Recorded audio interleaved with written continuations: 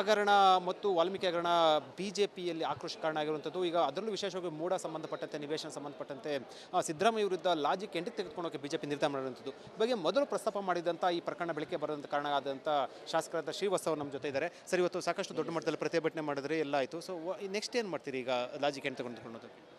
ಅದೇ ಈಗ ವಿರೋಧ ಪಕ್ಷ ನಮ್ಮ ಸಂಜೆ ಶಾಸಕಾಂಗ ಪಕ್ಷದ ಸಭೆ ಕರೆದಿದ್ದಾರೆ ಇವತ್ತು ಸಂಜೆ. ಇದ್ರ ಬಗ್ಗೆ ಒಂದು ರೀತಿಯಲ್ಲಿ ಹೋರಾಟದ ಸ್ವರೂಪ ಗೊತ್ತಾಗುತ್ತೆ.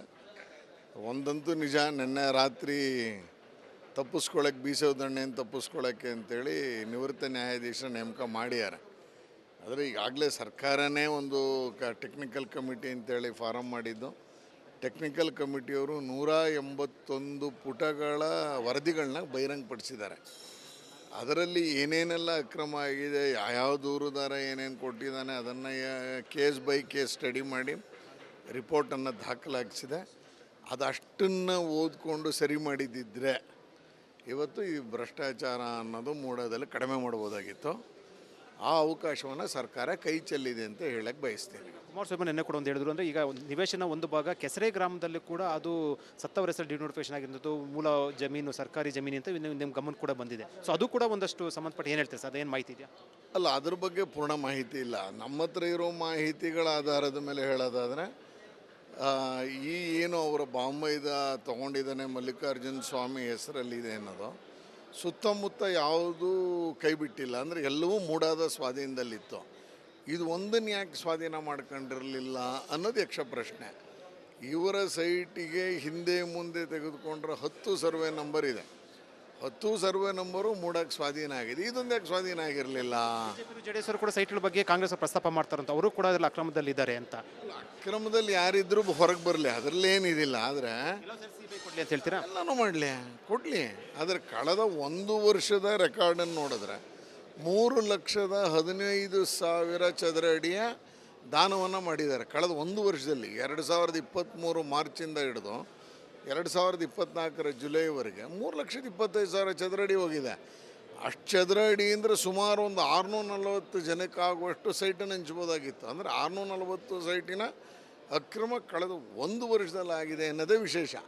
ಏನು ಸರ್, ಈಗ ಅಂದರೆ ರಾಜ್ಯಪಾಲರಿಗೆ ದೂರು ಕೊಡುವಂಥದ್ದು ಅಥವಾ ಪ್ರಾಸಿಕ್ಯೂಷನ್ಗೆ ಅನುಮತಿ ಇವೆಲ್ಲವೂ ಕೂಡ ಸಾಧ್ಯ ಬಿಜೆಪಿಲಿ ಅಂತ ಕೂಡ ಚಿಂತನೆ ಇದೆಯಾ, ಅಥವಾ ಯಾವ ರೀತಿ ಇದು ಆಗ್ತದೆ? ನಿಮ್ಮ ಲಾಜಿಕ್ ಏನು ತೆಗೆದುಕೊಂಡು?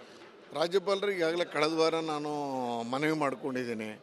ಹಾಗೆ ಕರ್ನಾಟಕದ ಮುಖ್ಯ ನ್ಯಾಯಮೂರ್ತಿಗೂ ಮನವಿ ಮಾಡಿದ್ದೀನಿ. ಬರ್ಬೋದು ಅನ್ನೋ ನಿರೀಕ್ಷೆ ಇದ್ದೀನಿ. ಕರೆ ಬರ್ಬೋದು, ಕೇಸನ್ನು ದಾಖಲಿಸ್ಬೋದು ಅನ್ನುವಂಥ ನಿರೀಕ್ಷೆಯಲ್ಲಿದ್ದೀನಿ. ಸೊ ಮಿಕ್ಕಿದೆಲ್ಲ ವಿಷಯವನ್ನು ಸಂಜೆ ಶಾಸಕಾಂಗ ಪಕ್ಷ ಸಭೆಯಲ್ಲಿ ಚರ್ಚೆ ಆಗೋ ನಿರೀಕ್ಷೆ ಇದೆ. ಅದಾದಮೇಲೆ ನಾನು ಏನಾದರೂ ನಾಳೆ ಹೇಳೋಕ್ಕೆ ಸಾಧ್ಯ ಆಗುತ್ತೆ. ರಾಜ್ಯ ಹೈಕೋರ್ಟ್ ಮುಖ್ಯ ನ್ಯಾಯಮೂರ್ತಿಗಳು ಮತ್ತು ರಾಜ್ಯಪಾಲರು ಇಬ್ಬರಿಗೂ ಕೂಡ ನೀವು ದೂರನ್ನು ಕೊಟ್ಟಿದ್ದೀರಾ ಅಥವಾ ಮನವಿಯನ್ನು ಮಾಡಿದರೆ ಏನು ಮಾಡಿದ್ದೀನಿ? ಅವರಿಗೆ ಕೇಸ್ ಬೈ ಕೇಸನ್ನು ಕೊಟ್ಟು ಈ ಥರ ಮೂಡಾದಲ್ಲಿ ಇಷ್ಟು ಅಕ್ರಮ ಆಗಿದೆ, ನೀವು ನನ್ನ ಹತ್ರ ದಾಖಲಾತಿಗಳಿದೆ, ನೀವು ನನ್ನನ್ನು ಕರೆದು ಕೇಳಿದ್ರೆ ನಾನು ದಾಖಲಾತಿಗಳು ಕೊಡ್ತೀನಿ. ಈಗಾಗಲೇ ಸುಮೋಟೋ ಮಾಡ್ಕೋಬೇಕಾಗಿತ್ತು, ಇದನ್ನೇ ಪಿಟಿಷನ್ ಅಂತ ಅಂದ್ಕೊಳ್ಳಿ. ನೀವು ದಯಮಾಡಿ ತನಿಖೆ ಮಾಡಿ ಅಂತ ಮನವಿನ ಮಾಡಿದ್ದೀನಿ. ಅದಕ್ಕೆ ನಾನು ಕಾಯ್ತಾ ಇದ್ದೀನಿ. ಇವತ್ತು ಅಥವಾ ನಾಳೆ ಕರೆ ಬರ್ಬೋದು ಅನ್ನೋ ನಿರೀಕ್ಷೆಯಲ್ಲಿ ನಾನಿದ್ದೀನಿ. ಭೇಟಿಯಾಗಿದೆ ಅಥವಾ ನೀವು ಹೋಗಿ ಕಂಪ್ಲೇಂಟ್ ಕಾಪಿ ಕೊಟ್ಟರೆ ಯಾವ ರೀತಿ? ಕಂಪ್ಲೇಂಟ್ ಕೊಟ್ಟಿರೋವಂಥದ್ದು ರಾಜ್ಯಪಾಲರಿಗೆ ಕಂಪ್ಲೇಂಟ್ ಕೊಟ್ಟಿದ್ದೀನಿ, ಕರೆಯುವ ನಿರೀಕ್ಷೆಯಲ್ಲಿ ಇದ್ದೀನಿ. ಮುಖ್ಯ ನ್ಯಾಯಮೂರ್ತಿಗಳಿಗೆ ಅವ್ರಿಗೂ ಕೊಟ್ಟಿದ್ದೀನಿ, ರಿಜಿಸ್ಟ್ರಾರ್ ಆಫೀಸಿಗೆ ಕೊಟ್ಟಿದ್ದೀನಿ. ಮೋಸ್ಟ್ಲಿ ಇವತ್ತು ನಾಳೆ ಬರ್ಬೋದು ಅನ್ನೋ ನಿರೀಕ್ಷೆಯಲ್ಲಿ ಇದ್ದೀನಿ. ಸಮೇತ ಕೊಟ್ಟಿದ್ದೀರಾ ಅಥವಾ? ಸಮೇತ ಕೊಟ್ಟಿದ್ದೀನಿ. ನಗರಾಭಿವೃದ್ಧಿ ಪ್ರಾಧಿಕಾರ ಕಳೆದ 1 ವರ್ಷದಿಂದ ಮಾಡಿರುವಂಥ ಏನು ಆದೇಶ ಪ್ರತಿಯೊಂದಿಗೆ ಕೊಟ್ಟಿದ್ದೀನಿ. ಸಿದ್ದರಾಮಯ್ಯ ವಿರುದ್ಧ ರಾಜ್ಯಪಾಲರು ಮತ್ತು ಮುಖ್ಯಮಂತ್ರಿ ನ್ಯಾಯಮೂರ್ತಿಗಳಿಗೆ ದೂರನ್ನು ಕೊಟ್ಟಿರೋದು ತಾವು? ಸಿದ್ದರಾಮಯ್ಯನವ್ರದ್ದು ನಾನು ಕೊಟ್ಟಿಲ್ಲ, ಆದರೆ ಅದು ಟೆಕ್ನಿಕಲ್ ವಿಷಯಕ್ಕೆ ಬರುತ್ತೆ. ಈಗ ಕಳೆದ 2023 ಮಾರ್ಚಿಂದ 2024 ಜುಲೈವರೆಗೆ ಏನು ಆದೇಶ ಮಾಡಿದ್ದಾರೆ ಅದು 3.25 ಲಕ್ಷದ ಪ್ರತಿಯನ್ನು ಕೊಟ್ಟಿದ್ದೀನಿ. ಸಿದ್ದರಾಮಯ್ಯನವರ ಮನೆಯವ್ರದ್ದು ಅದು ಒಂದು ಸ್ವಲ್ಪ ಡೀಟೇಲ್ ಸ್ಟಡಿ ಆಗಬೇಕು. ಸಿದ್ದರಾಮಯ್ಯ ಅವ್ರದ್ದು ಸೇರಿದಂತೆ ಮೂಡ ನಿವೇಶನ ಇಲ್ಲ, ಸಿದ್ದರಾಮಯ್ಯನವ್ರ ಮನೆಯವ್ರದ್ದು ನಾನು ಕೊಟ್ಟಿರೋದು ಕೇವಲ 4 ಮಾತ್ರ. ಸಿದ್ದರಾಮಯ್ಯನವ್ರದ್ದಾಗಿರೋದು 2021ರಲ್ಲಿ. ದೂರ ಏನೋ ಕೊಡೋಕೆ ಏನಾದರೂ ಚಿಂತೆ ಮಾಡ್ತೀವಿ? ಇವತ್ತು ಸಂಜೆ ಆದಮೇಲೆ ಗೊತ್ತಾಗುತ್ತೆ ಏನು ಮಾಡ್ಬೋದು ಅನ್ನೋದು. ಇದು ಶ್ರೀವತ್ಸ ಅವರ ಹೇಳಿಕೆ. ಅವ್ರು ಹೇಳ್ತಾ ಇರುವಂಥದ್ದು ಈಗಾಗಲೇ ಮೂಡ ಸಂಬಂಧಪಟ್ಟಂತೆ ಮುಖ್ಯ ಕಾರ್ಯದರ್ಶಿಗಳು, ಅದು ಮುಖ್ಯ ನ್ಯಾಯಮೂರ್ತಿಗಳು ಮತ್ತು ರಾಜ್ಯಪಾಲರಿಗೆ ದೂರನ ಕೊಡಲಾಗಿದೆ. ಅದೇ ಸಿದ್ದರಾಮಯ್ಯ ಪ್ರಕರಣ ಸಂಬಂಧಪಟ್ಟಂತೆ ಇಂದು ಶಾಸಕ ಪಕ್ಷ ಸಭೆ ಚರ್ಚೆ ನಡೆಸಿ ತೀರ್ಮಾನ ತೆಗೆದುಕೊಳ್ಳೋದಕ್ಕೆ ಹೇಳಿರುವಂಥ ಕ್ಯಾಮರಾ ಪರ್ಸನ್ ಮಂಜುನ್ ಜೊತೆ ವಿಜಯ್ ಜನ, ರಿಪಬ್ಲಿಕ್ ಟಿವಿ, ಬೆಂಗಳೂರು. ಮೂಡ ಹಗರಣ ಮತ್ತು ವಾಲ್ಮೀಕಿ ಹಗರಣ ಬಿಜೆಪಿಯಲ್ಲಿ ಆಕ್ರೋಶ ಕಾರಣ ಆಗಿರುವಂಥದ್ದು. ಈಗ ಅದರಲ್ಲೂ ವಿಶೇಷವಾಗಿ ಮೂಡ ಸಂಬಂಧಪಟ್ಟಂತೆ, ನಿವೇಶನ ಸಂಬಂಧಪಟ್ಟಂತೆ ಸಿದ್ದರಾಮಯ್ಯ ವಿರುದ್ಧ ಲಾಜಿಕ್ ಎಂಡಿಗೆ ತೆಗೆದುಕೊಳ್ಳೋಕೆ ಬಿಜೆಪಿ ನಿರ್ಧಾರ ಮಾಡಿರುವಂಥದ್ದು ಬಗ್ಗೆ ಮೊದಲು ಪ್ರಸ್ತಾಪ ಮಾಡಿದಂಥ ಈ ಪ್ರಕರಣ ಬೆಳಕಿಗೆ ಬರೋದಂತ ಕಾರಣ ಆದಂಥ ಶಾಸಕರಾದ ಶ್ರೀವತ್ಸ ಅವರು ನಮ್ಮ ಜೊತೆ ಇದ್ದಾರೆ. ಸರ್, ಇವತ್ತು ಸಾಕಷ್ಟು ದೊಡ್ಡ ಮಟ್ಟದಲ್ಲಿ ಪ್ರತಿಭಟನೆ ಮಾಡಿದ್ರೆ ಎಲ್ಲ ಆಯಿತು. ಸೊ ನೆಕ್ಸ್ಟ್ ಏನು ಮಾಡ್ತೀರಿ ಈಗ ಲಾಜಿಕ್ ಎಂಡ್ ತೆಗೆದುಕೊಳ್ಳೋದು? ಅದೇ ಈಗ ವಿರೋಧ ಪಕ್ಷ ನಮ್ಮ ಸಂಜೆ ಶಾಸಕಾಂಗ ಪಕ್ಷದ ಸಭೆ ಕರೆದಿದ್ದಾರೆ ಇವತ್ತು. ಸಂಜೆ ಇದ್ರ ಬಗ್ಗೆ ಒಂದು ರೀತಿಯಲ್ಲಿ ಹೋರಾಟದ ಸ್ವರೂಪ ಗೊತ್ತಾಗುತ್ತೆ. ಒಂದಂತೂ ನಿಜ, ನಿನ್ನೆ ರಾತ್ರಿ ತಪ್ಪಿಸ್ಕೊಳ್ಳೋಕೆ ಬೀಸೋದಣ್ಣೆಯನ್ನು ತಪ್ಪಿಸ್ಕೊಳ್ಳೋಕ್ಕೆ ಅಂತೇಳಿ ನಿವೃತ್ತ ನ್ಯಾಯಾಧೀಶರ ನೇಮಕ ಮಾಡ್ಯಾರ. ಆದರೆ ಈಗಾಗಲೇ ಸರ್ಕಾರನೇ ಒಂದು ಟೆಕ್ನಿಕಲ್ ಕಮಿಟಿ ಅಂತೇಳಿ ಫಾರಮ್ ಮಾಡಿದ್ದು. ಟೆಕ್ನಿಕಲ್ ಕಮಿಟಿಯವರು 181 ಪುಟಗಳ ವರದಿಗಳನ್ನ ಬಹಿರಂಗಪಡಿಸಿದ್ದಾರೆ.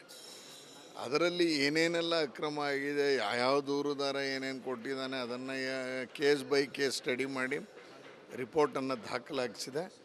ಅದಷ್ಟನ್ನು ಓದ್ಕೊಂಡು ಸರಿ ಮಾಡಿದ್ದಿದ್ರೆ ಇವತ್ತು ಈ ಭ್ರಷ್ಟಾಚಾರ ಅನ್ನೋದು ಮೂಡೋದಲ್ಲಿ ಕಡಿಮೆ ಮಾಡ್ಬೋದಾಗಿತ್ತು. ಆ ಅವಕಾಶವನ್ನು ಸರ್ಕಾರ ಕೈ ಚೆಲ್ಲಿದೆ ಅಂತ ಹೇಳಕ್ಕೆ ಬಯಸ್ತೇನೆ. ಕುಮಾರಸ್ವಾಮಿ ನಿನ್ನೆ ಕೂಡ ಒಂದು ಹೇಳಿದ್ರು, ಅಂದರೆ ಈಗ ನಿವೇಶನ ಒಂದು ಭಾಗ ಕೆಸರೆ ಗ್ರಾಮದಲ್ಲಿ ಕೂಡ ಅದು ಸತ್ತವರ ಹೆಸರು ಡಿನೋಟಿಫಿಕೇಶನ್ ಆಗಿರೋದು, ಮೂಲ ಜಮೀನು ಸರ್ಕಾರಿ ಜಮೀನು ಅಂತ ನಿಮ್ಮ ಗಮನ ಕೂಡ ಬಂದಿದೆ. ಸೊ ಅದು ಕೂಡ ಒಂದಷ್ಟು ಸಂಬಂಧಪಟ್ಟ ಏನು ಹೇಳ್ತೀರಿ ಸರ್, ಅದೇನು ಮಾಹಿತಿ ಇದೆಯಾ? ಅಲ್ಲ, ಅದ್ರ ಬಗ್ಗೆ ಪೂರ್ಣ ಮಾಹಿತಿ ಇಲ್ಲ. ನಮ್ಮ ಹತ್ರ ಇರೋ ಮಾಹಿತಿಗಳ ಆಧಾರದ ಮೇಲೆ ಹೇಳೋದಾದರೆ, ಈ ಏನು ಅವರ ಬಾಂಬೈದ ತೊಗೊಂಡಿದ್ದಾನೆ ಮಲ್ಲಿಕಾರ್ಜುನ ಸ್ವಾಮಿ ಹೆಸರಲ್ಲಿದೆ ಅನ್ನೋದು ಸುತ್ತಮುತ್ತ ಯಾವುದೂ ಕೈ ಬಿಟ್ಟಿಲ್ಲ. ಅಂದರೆ ಎಲ್ಲವೂ ಮೂಡಾದ ಸ್ವಾಧೀನದಲ್ಲಿತ್ತು. ಇದು ಒಂದನ್ನು ಯಾಕೆ ಸ್ವಾಧೀನ ಮಾಡ್ಕೊಂಡಿರಲಿಲ್ಲ ಅನ್ನೋದು ಯಕ್ಷ ಪ್ರಶ್ನೆ. ಇವರ ಸೈಟಿಗೆ ಹಿಂದೆ ಮುಂದೆ ತೆಗೆದುಕೊಂಡ್ರೆ 10 ಸರ್ವೆ ನಂಬರ್ ಇದೆ. 10 ಸರ್ವೆ ನಂಬರು ಮೂಡಕ್ಕೆ ಸ್ವಾಧೀನ ಆಗಿದೆ. ಇದೊಂದು ಯಾಕೆ ಸ್ವಾಧೀನ ಆಗಿರಲಿಲ್ಲ? ಜೆಡಿಎಸ್ ಅವರು ಕೂಡ ಸೈಟ್ಗಳ ಬಗ್ಗೆ ಕಾಂಗ್ರೆಸ್ ಪ್ರಸ್ತಾಪ ಮಾಡ್ತಾರಂತ, ಅವರು ಕೂಡ ಅದರಲ್ಲಿ ಅಕ್ರಮದಲ್ಲಿದ್ದಾರೆ ಅಂತ. ಅಕ್ರಮದಲ್ಲಿ ಯಾರಿದ್ರೂ ಹೊರಗೆ ಬರಲಿ, ಅದರಲ್ಲೇನಿದಿಲ್ಲ. ಆದರೆ ಕೊಡಲಿ ಅಂತ ಹೇಳ್ತೀರಾ? ಎಲ್ಲನೂ ಮಾಡಲಿ, ಕೊಡಲಿ. ಆದರೆ ಕಳೆದ 1 ವರ್ಷದ ರೆಕಾರ್ಡನ್ನು ನೋಡಿದ್ರೆ 3,15,000 ಚದರ ಅಡಿಯ ದಾನವನ್ನು ಮಾಡಿದ್ದಾರೆ ಕಳೆದ 1 ವರ್ಷದಲ್ಲಿ. 2023 ಮಾರ್ಚಿಂದ ಹಿಡಿದು 2024 ಜುಲೈವರೆಗೆ 3,25,000 ಚದರ ಅಡಿ ಹೋಗಿದೆ. ಅಷ್ಟು ಚದರ ಅಡಿ ಅಂದರೆ ಸುಮಾರು ಒಂದು 640 ಜನಕ್ಕಾಗುವಷ್ಟು ಸೈಟನ್ನು ಹಂಚ್ಬೋದಾಗಿತ್ತು. ಅಂದರೆ 640 ಸೈಟಿನ ಅಕ್ರಮ ಕಳೆದ 1 ವರ್ಷದಲ್ಲಿ ಆಗಿದೆ ಅನ್ನೋದೇ ವಿಶೇಷ. ಸರ್, ಈಗ ಅಂದರೆ ರಾಜ್ಯಪಾಲರಿಗೆ ದೂರು ಕೊಡುವಂಥದ್ದು ಅಥವಾ ಪ್ರಾಸಿಕ್ಯೂಷನ್ಗೆ ಅನುಮತಿ ಇವೆಲ್ಲವೂ ಕೂಡ ಸಾಧ್ಯ ಬಿಜೆಪಿಯಲ್ಲಿ ಅಂತ ಕೂಡ ಚಿಂತನೆ ಇದೆಯಾ, ಅಥವಾ ಯಾವ ರೀತಿ ಇದು ಆಗ್ತದೆ ನಿಮ್ಮ ಲಾಜಿಕ್ ಅಂತ ತೆಗೆದುಕೊಂಡು? ರಾಜ್ಯಪಾಲರಿಗೆ ಈಗಾಗಲೇ ಕಳೆದ ವಾರ ನಾನು ಮನವಿ ಮಾಡ್ಕೊಂಡಿದ್ದೀನಿ. ಹಾಗೆ ಕರ್ನಾಟಕದ ಮುಖ್ಯ ನ್ಯಾಯಮೂರ್ತಿಗೂ ಮನವಿ ಮಾಡಿದ್ದೀನಿ. ಬರ್ಬೋದು ಅನ್ನೋ ನಿರೀಕ್ಷೆ ಇದ್ದೀನಿ. ಕರೆ ಬರ್ಬೋದು, ಕೇಸನ್ನು ದಾಖಲಿಸ್ಬೋದು ಅನ್ನುವಂಥ ನಿರೀಕ್ಷೆಯಲ್ಲಿದ್ದೀನಿ. ಸೊ ಮಿಕ್ಕಿದೆಲ್ಲ ವಿಷಯವನ್ನು ಸಂಜೆ ಶಾಸಕಾಂಗ ಪಕ್ಷ ಸಭೆಯಲ್ಲಿ ಚರ್ಚೆ ಆಗೋ ನಿರೀಕ್ಷೆ ಇದೆ. ಅದಾದಮೇಲೆ ನಾನು ಏನಾದರೂ ನಾಳೆ ಹೇಳೋಕ್ಕೆ ಸಾಧ್ಯ ಆಗುತ್ತೆ. ರಾಜ್ಯ ಹೈಕೋರ್ಟ್ ಮುಖ್ಯ ನ್ಯಾಯಮೂರ್ತಿಗಳು ಮತ್ತು ರಾಜ್ಯಪಾಲರು ಇಬ್ಬರಿಗೂ ಕೂಡ ನೀವು ದೂರನ್ನು ಕೊಟ್ಟಿದ್ದೀರಾ ಅಥವಾ ಮನವಿಯನ್ನು ಮಾಡಿದರೆ ಏನು ಮಾಡಿದ್ದೀನಿ? ಅವರಿಗೆ ಕೇಸ್ ಬೈ ಕೇಸನ್ನು ಕೊಟ್ಟು, ಈ ಥರ ಮೂಡಾದಲ್ಲಿ ಇಷ್ಟು ಅಕ್ರಮ ಆಗಿದೆ, ನೀವು ನನ್ನ ಹತ್ರ ದಾಖಲಾತಿಗಳಿದೆ, ನೀವು ನನ್ನನ್ನು ಕರೆದು ಕೇಳಿದ್ರೆ ನಾನು ದಾಖಲಾತಿಗಳು ಕೊಡ್ತೀನಿ. ಈಗಾಗಲೇ ಸುಮೋಟೋ ಮಾಡ್ಕೋಬೇಕಾಗಿತ್ತು, ಇದನ್ನೇ ಪಿಟಿಷನ್ ಅಂತ ಅಂದ್ಕೊಳ್ಳಿ. ನೀವು ದಯಮಾಡಿ ತನಿಖೆ ಮಾಡಿ ಅಂತ ಮನವಿನ ಮಾಡಿದ್ದೀನಿ. ಅದಕ್ಕೆ ನಾನು ಕಾಯ್ತಾ ಇದ್ದೀನಿ. ಇವತ್ತು ಅಥವಾ ನಾಳೆ ಕರೆ ಬರ್ಬೋದು ಅನ್ನೋ ನಿರೀಕ್ಷೆಯಲ್ಲಿ ನಾನಿದ್ದೀನಿ. ಭೇಟಿಯಾಗಿದೆ ಅಥವಾ ನೀವು ಹೋಗಿ ಕಂಪ್ಲೇಂಟ್ ಕಾಪಿ ಕೊಟ್ಟರೆ ಯಾವ ರೀತಿ? ಕಂಪ್ಲೇಂಟ್ ಕೊಟ್ಟಿರೋವಂಥದ್ದು ರಾಜ್ಯಪಾಲರಿಗೆ ಕಂಪ್ಲೇಂಟ್ ಕೊಟ್ಟಿದ್ದೀನಿ, ಕರೆಯುವ ನಿರೀಕ್ಷೆಯಲ್ಲಿದ್ದೀನಿ. ಮುಖ್ಯ ನ್ಯಾಯಮೂರ್ತಿಗಳಿಗೆ ಅವ್ರಿಗೂ ಕೊಟ್ಟಿದ್ದೀನಿ, ರಿಜಿಸ್ಟ್ರಾರ್ ಆಫೀಸಿಗೆ ಕೊಟ್ಟಿದ್ದೀನಿ. ಮೋಸ್ಟ್ಲಿ ಇವತ್ತು ನಾಳೆ ಬರ್ಬೋದು ಅನ್ನೋ ನಿರೀಕ್ಷೆಯಲ್ಲಿದ್ದೀನಿ. ಸಮೇತ ಕೊಟ್ಟಿದ್ದೀರಾ ಅಥವಾ? ಸಮೇತ ಕೊಟ್ಟಿದ್ದೀನಿ. ನಗರಾಭಿವೃದ್ಧಿ ಪ್ರಾಧಿಕಾರ ಕಳೆದ 1 ವರ್ಷದಿಂದ ಮಾಡಿರುವಂಥ ಏನು ಆದೇಶ ಪ್ರತಿಯೊಂದಿಗೆ ಕೊಟ್ಟಿದ್ದೀನಿ. ಸಿದ್ದರಾಮಯ್ಯ ವಿರುದ್ಧ ರಾಜ್ಯಪಾಲರು ಮತ್ತು ಮುಖ್ಯಮಂತ್ರಿ ನ್ಯಾಯಮೂರ್ತಿಗಳಿಗೆ ದೂರನ್ನು ಕೊಟ್ಟಿರೋದು ತಾವು? ಸಿದ್ದರಾಮಯ್ಯನವ್ರದ್ದು ನಾನು ಕೊಟ್ಟಿಲ್ಲ, ಆದರೆ ಅದು ಟೆಕ್ನಿಕಲ್ ವಿಷಯಕ್ಕೆ ಬರುತ್ತೆ. ಈಗ ಕಳೆದ 2023 ಮಾರ್ಚಿಂದ 2024 ಜುಲೈವರೆಗೆ ಏನು ಆದೇಶ ಮಾಡಿದ್ದಾರೆ ಅದು 3.25 ಲಕ್ಷದ ಪ್ರತಿಯನ್ನು ಕೊಟ್ಟಿದ್ದೀನಿ. ಸಿದ್ದರಾಮಯ್ಯನವರ ಮನೆಯವ್ರದ್ದು ಅದು ಒಂದು ಸ್ವಲ್ಪ ಡೀಟೇಲ್ ಸ್ಟಡಿ ಆಗಬೇಕು. ಸಿದ್ದರಾಮಯ್ಯ ಅವ್ರದ್ದು ಸೇರಿದಂತೆ ಮೂಡ ನಿವೇಶನ ಇಲ್ಲ, ಸಿದ್ದರಾಮಯ್ಯನವ್ರ ಮನೆಯವ್ರದ್ದು ನಾನು ಕೊಟ್ಟಿಲ್ಲ. ಕೊಟ್ಟಿರೋದು ಕೇವಲ 4 ಮಾತ್ರ. ಸಿದ್ದರಾಮಯ್ಯನವ್ರದ್ದಾಗಿರೋದು 2021ರಲ್ಲಿ. ದೂರ ಏನೋ ಕೊಡೋಕೆ ಏನಾದರೂ ಚಿಂತೆ ಮಾಡ್ತೀವಿ? ಇವತ್ತು ಸಂಜೆ ಆದಮೇಲೆ ಗೊತ್ತಾಗುತ್ತೆ ಏನು ಮಾಡ್ಬೋದು ಅನ್ನೋದು. ಇದು ಶ್ರೀವತ್ಸ ಅವರ ಹೇಳಿಕೆ. ಅವ್ರು ಹೇಳ್ತಾ ಇರುವಂಥದ್ದು ಈಗಾಗಲೇ ಮೂಡ ಸಂಬಂಧಪಟ್ಟಂತೆ ಮುಖ್ಯ ಕಾರ್ಯದರ್ಶಿಗಳು ಅದು ಮುಖ್ಯ ನ್ಯಾಯಮೂರ್ತಿಗಳು ಮತ್ತು ರಾಜ್ಯಪಾಲರಿಗೆ ದೂರನ ಕೊಡಲಾಗಿದೆ. ಅದೇ ಸಿದ್ದರಾಮಯ್ಯ ಪ್ರಕರಣ ಸಂಬಂಧಪಟ್ಟಂತೆ ಇಂದು ಶಾಸಕ ಪಕ್ಷ ಸಭೆ ಚರ್ಚೆ ನಡೆಸಿ ತೀರ್ಮಾನ ತೆಗೆದುಕೊಳ್ಳೋದಕ್ಕೆ ಹೇಳಿರುವಂಥ. ಕ್ಯಾಮರಾ ಪರ್ಸನ್ ಮಂಜುನ್ ಜೊತೆ ವಿಜಯ್ ಜನ್, ರಿಪಬ್ಲಿಕ್ ಟಿವಿ, ಬೆಂಗಳೂರು.